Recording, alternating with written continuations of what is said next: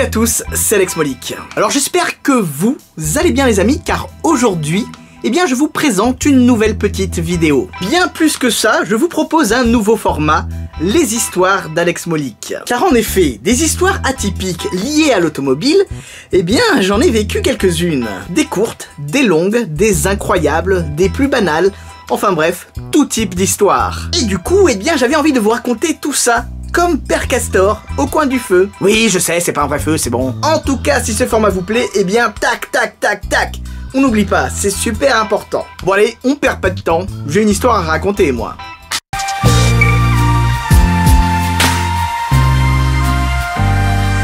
Alors pour débuter ce nouveau format, eh bien, j'ai quand même envie de commencer bien et commencer fort. Du coup, j'ai décidé de commencer par l'histoire de la saisie des supercars d'un dictateur à Paris, à laquelle j'ai partiellement assisté. Vous verrez, c'est peut-être le truc le plus incroyable qui m'ait été donné de filmer, et d'ailleurs c'est certainement le truc que j'ai filmé qui a été le plus vu dans le monde. Toutefois, il faut quand même que je vous précise qu'il ne s'agit pas d'une vidéo sur le monsieur qui s'est fait saisir ses voitures. Cependant, il faut quand même expliquer un minimum le contexte de tout ça. Ceci a longuement été dit et répété par les médias traditionnels, il s'agit des voitures de Théodore Obiang Nguema, fils de l'actuel président de la Guinée équatoriale et ministre des Forêts. Depuis déjà quelques années, Théodore était dans le viseur de la justice française, dans le cadre de l'affaire dite des biens mal acquis, qui concernait pas mal de dirigeants africains notamment. Or, Théodore Obiang Nguema, le propriétaire des véhicules qui ont été saisis par la police et qui sont au centre de l'histoire du jour, eh bien, il possédait un appartement avenue Foch. Voilà pour le contexte, je pense que c'est suffisant, renseignez-vous davantage si vous le souhaitez. Nous sommes donc le 27 septembre 2011. À l'époque, je traînais sur un forum de voitures qui était fréquenté par des gens ultra calés dans l'automobile. Des mecs vraiment très bien informés qui savaient à peu près tout sur tout. Ah oui, je vais pas vous cacher que je faisais un petit peu tâche là-dedans. Il est environ midi, je traîne sur le forum et j'aperçois un message qui a été posté il y a environ 1 heure, qui aurait pu d'ailleurs passer inaperçu, et qui dit tout simplement qu'il y a une saisie de voiture en cours avenue Foch. Alors pour ceux qui ne connaîtraient pas, l'avenue Foch, c'est une longue avenue de Paris, très chic, où vivent, on va dire, des gens très fortunés. Une sorte de Beverly Hills à la française, si vous voulez. Je tiens quand même à préciser qu'à l'époque, il n'y avait pas 15 000 carspotters qui quadrillaient Paris. Et il n'y avait pas de hashtag live upload. Du coup, c'était quand même assez difficile de vérifier les informations lorsqu'elles arrivaient à tes oreilles. Mais comme je vous ai dit, ce forum était quand même bien fréquenté et ne m'avait jamais déçu à ce sujet. Du coup, moi, lorsque je vois avenue Foch saisie, mon cerveau fait tilt et je pense tout de suite à Théodore Obiang Nguema. En revanche, comme je vous l'ai déjà dit, lorsque j'ai vu le message sur le forum, eh bien il avait déjà été posté depuis environ 1 heure. Or, dans ma tête, saisir une voiture ou plusieurs, eh bien ça prend pas une éternité non plus quoi. Donc bon, je me suis dit, tant pis, c'est trop tard, on oublie. Quelle erreur. Donc bon, je passe à autre chose, je fais mes petites affaires, je continue ma journée tranquillement. Je n'entends absolument rien de plus à ce sujet tout au long de la journée. Et pourtant j'ai regardé. Visiblement, aucun média n'en parle, ni sur Instagram, ni sur Twitter, ni à la télé. Alors certes, hein, c'est pas aussi dingue qu'un tsunami, qu'un tremblement de terre ou que l'explosion d'un réacteur nucléaire. Mais quand même, s'il se passe un truc à avenue Foch, eh bien, avenue Foch, c'est une grande avenue, il y a beaucoup de passages, il y aura forcément des photos, des gens qui prendront des photos ici et là, il y aura quelque chose, quoi. Et ben non, bizarrement, rien. En tant que passionné de voitures et curieux devant l'éternel, eh bien je me suis dit, Alex, tu sais quoi, il est 18 h. Qui ne tente rien n'a rien. Va voir, ça mange pas de pain. T'as rien à perdre, vas-y. Donc bon, je me prépare à sortir, tranquillou, je prends mon temps, je me presse pas, je prends ma petite sacoche, hein, ma petite caméra, les cartes SD, le téléphone, tout est branché, tout est nickel, et c'est bon, on peut partir. Donc je prends les transports en commun et j'arrive à Charles de Gaulle Étoile, point névralgique de Paris où se rejoignent plusieurs avenues dont l'avenue Foch. Or, l'avenue Foch, il n'y a pas de bus, il n'y a pas de métro. Enfin si, au bout, Porte Dauphine, mais c'est pas là où je voulais aller. Donc bon, du coup je me dis, on va y aller à pied. Donc bon, je remonte l'avenue, petit à petit, tranquillou, je vois rien. Et là, au fur et à mesure que j'avance, eh bien, je devine la forme d'un camion posé donc en double fil si on veut, le long de l'avenue Foch. Alors là forcément mon cœur commence à s'emballer un petit peu, je me pose tout un tas de questions. Quel est ce camion? Pourquoi? Qu'est-ce qui se passe? Je me rapproche de plus en plus et le camion est vide. Ah non! Je vois dessus une Rolls-Royce blanche. C'est déjà pas mal. Mais bon, vu les voitures que possédait le bonhomme, je me dis quand même, merde, je suis sorti pour rien. Mais voyons Alex, va quand même voir, c'est pas loin, tu peux le faire. Donc je continue mon petit périple et là, bim, je vois une Porsche Carrera GT jaune, garée, vous savez, sur la partie poussiéreuse de l'avenue Foch, cette espèce de bande de terre entre les jardins et les appartements. Jackpot! Bon, c'est bon, hein, j'ai déjà fait ma journée, je peux rentrer chez moi. Alors forcément, je prends quelques photos ici et là, mais aussi et surtout, je remarque que c'est bel et bien une opération de police. Pour la simple et bonne raison, eh bien, que je vois pas mal de policiers en train de faire leur truc. Et il y en a là-dedans. Donc, encore une fois, le forum ne m'a pas déçu, l'info était vraie. Il y avait bel et bien une saisie de voitures avenue Foch, des voitures de Théodore Obiang Nguema. Comment en suis-je si sûr? Eh bien, car cette Carrera GT, je la connaissais déjà. J'avais eu l'occasion de la voir à Paris, notamment devant des hôtels parisiens. Et à l'époque, eh bien, on savait se renseigner et on savait que c'était lui. Du coup, j'ai une petite lueur en moi, une lueur d'espoir. Car des voitures, il en avait beaucoup à Paris. Et ce, même si la saisie dure depuis ce matin. Qui sait? Visiblement, je savais pas que ça pouvait prendre autant de temps. La preuve, il y a encore une voiture. Donc bon, je m'empresse d'aller poster sur notre petit forum pour prévenir les gens que c'est bel et bien vrai. Il y a bel et bien une saisie en cours avenue Foch et il y a donc la fameuse Porsche Carrera GT jaune qui est là devant moi. Au bout d'un moment, je regarde un petit peu ce que font les policiers et je vois qu'il y en a beaucoup qui sont devant chez lui au 42 avenue Foch. Alors je me mets un peu loin en tant qu'observateur avisé mais discret et là, bim!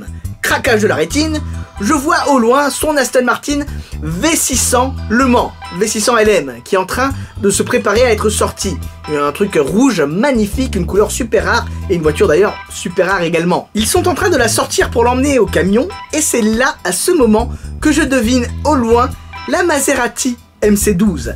50 exemplaires au monde, une voiture absolument incroyable. Il y a plusieurs policiers qui sont en train de s'activer pour la faire sortir et donc la ramener sur le camion. Et à ce moment-là, je me dis, Alex, c'est bon, t'as fait ta journée, rentre chez toi.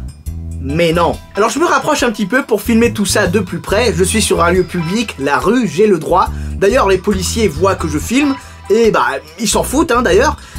L'ambiance est plutôt courtoise, bon enfant, il y a des sourires entre nous, tout se passe très très bien. D'ailleurs, les policiers chargés de faire en MC12 les quelques mètres qui séparaient la maison du camion, eh bien ils avaient la banane, le sourire jusqu'aux oreilles. Et ça se comprend après tout. Ça doit changer de saisir des C63 et autres banalités. Je n'ai rien contre les C63, mais je pense que c'est des voitures qui se font régulièrement saisir. Va savoir pourquoi. La MC12 est donc conduite jusqu'au camion, et là, eh bien, ils vont s'apprêter à la faire monter sur l'étage supérieur du camion fourrière. Car oui, c'était un camion à 2 étages, enfin un étage plutôt. Alors ils sortent la rampe, ils prennent toutes leurs précautions, etc.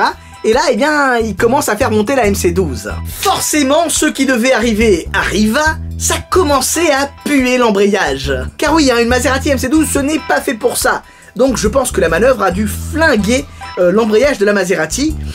Mais bon, c'est la vie, fallait saisir les caisses, c'est le job, voilà. Donc voilà, toutes les caisses sont montées sur le camion, enfin, sauf la Porsche Carrera GT, qui, je sais pas pourquoi, est restée là. Je me l'explique pas, j'en sais rien, et bon, au final, on s'en fout un peu, Le camion part donc tranquillement au loin, avec un coucher de soleil magnifique, digne d'un vrai western. La Carrera GT ne bouge toujours pas. Et au bout d'un moment, très sincèrement, j'en ai marre d'attendre, Certes, c'est une Carrera GT, mais ça fait peut-être 2-3 heures que je suis là, faut quand même que je rentre chez moi. Donc bon, je pars assez satisfait de ma journée. J'aurais quand même vu 4 autos d'exception. Une Rolls-Royce Phantom coupée, c'est relativement rare, une Porsche Carrera GT jaune, c'est incroyable, une Maserati MC12, 50 au monde, ultra rare, une de mes autos préférées sur base de Ferrari Enzo, what else? Et une Aston Martin V600 Le Mans, V600 LM, ultra rare également, en rouge en plus. En tout cas, ce qui m'avait marqué à l'époque, c'est que j'ai dû rester facile 2-3 heures sur place, après avoir lu l'info à midi, qui était sortie donc vers 10-11 heures, et je n'ai vu personne sur place. Pendant tout ce temps, je n'ai croisé pas un pecno qui s'est arrêté pour prendre des photos. J'avais l'impression que tout le monde s'en foutait royalement. Aucun média, aucune équipe télé, rien. Je me souviens que ça m'avait marqué. Donc bon, je rentre chez moi, je commence à trier mes petites photos, tout se passe très bien. Je monte la vidéo et je me dis, bah tiens, on va la mettre en ligne pour partager avec la communauté Alex Monique ce que je viens de voir qui est, à mes yeux, je trouvais ça absolument exceptionnel. Donc je mets la vidéo en ligne sur mon ancienne chaîne, je tiens à vous le préciser, vers 23h minuit. Un horaire absolument horrible, personne n'est là pour regarder ça. Et en à peine une heure, le truc a explosé. C'est partout. Le lendemain, j'apprends qu'il y a eu des photos du reste de la saisie, donc des voitures que je n'ai pas vues, mais qui ont elles aussi été saisies. Parmi lesquelles la Bugatti Veyron Biton bleu que vous connaissez, la Bugatti Grand Sport Chrome et Bordeaux, une Ferrari 599 GTO jaune toit noir et la Ferrari Enzo. Ouais. Autant vous dire qu'à ce moment-là, lorsque tu vois ça devant tes yeux, tu te dis « Putain, j'aurais dû sortir beaucoup plus tôt !» Pendant longtemps, je m'en suis un petit peu voulu de ce truc-là, mais au final, très sincèrement, comme je vous dis toujours, on ne peut pas être partout, tout le temps. À mon réveil, je vois que la vidéo a déjà environ 500 000 vues, un truc comme ça. C'est absolument incroyable, hein. Pour moi c'est inhabituel, j'ai jamais connu ça. Du coup, tout au long de la journée, eh bien, je reçois plein d'emails de plein de chaînes télé me demandant si elles peuvent utiliser les images. Et c'est là que j'ai été très naïf, car ces images-là, ça se vend. A fortiori si t'es le seul gars au monde à avoir pu filmer ça. Mais à l'époque, j'ai dit... Bah ouais, pas de souci, allez-y. Du coup, dans les jours qui ont suivi, eh bien mes images sont passées sur le 20h de TF1, sur France 2, sur France 3, sur BFM TV, sur Canal+, et j'en passe. Donc oui, c'est carrément le truc que j'ai filmé qui a été le plus vu. Aucun doute là-dessus. J'ai même été contacté par le Wall Street Journal aux États-Unis pour qu'ils achètent et publient mes clichés. Donc ouais, j'ai été publié dans le Wall Street Journal. La classe. Non, je déconne, mais vous en conviendrez, c'est quand même super cool. Eh bien, depuis le temps, cette vidéo a cumulé 1,4 million de vues sur mon ancienne chaîne, je me répète, et c'est la deuxième vidéo la plus vue sur cette chaîne. Juste derrière, une vidéo de la Citroën GT. Peut-être une future histoire. Ainsi s'achève l'histoire de la saisie des supercars du dictateur. Un des trucs les plus loufoques qui me soit arrivé en tant que passionné automobile. Dites-moi ce que vous en avez pensé. Dites-moi également si le format vous plaît, en mode je vous raconte une anecdote, je vous raconte une histoire spécifique, en mode le grand conteur. Si ça vous a plu, faites-le moi savoir dans les commentaires. Parlez-en autour de vous, à vos amis, à votre grand-mère, au mec avec qui tu joues à Fortnite. Peu importe, parlez-en, histoire de faire connaître la chaîne Alex Monique et que nous grandissions ensemble. Rassurez-vous, les autres formats ne vont pas s'arrêter. C'est juste un nouveau format, et oui, encore un, histoire de toujours vous proposer quelque chose de nouveau. Histoire de toujours vous garder en haleine, toujours avoir un truc neuf, frais à vous proposer, histoire que l'on grandisse ensemble et de faire grandir la chaîne Alex Monique avec vous. Quant à moi, eh bien je vous dis à très bientôt pour de nouvelles vidéos. Mais surtout, n'oubliez pas, on n'a peut-être pas la même voiture, mais on a la même passion. Sur ce, je vous dis à très bientôt. Ciao ciao.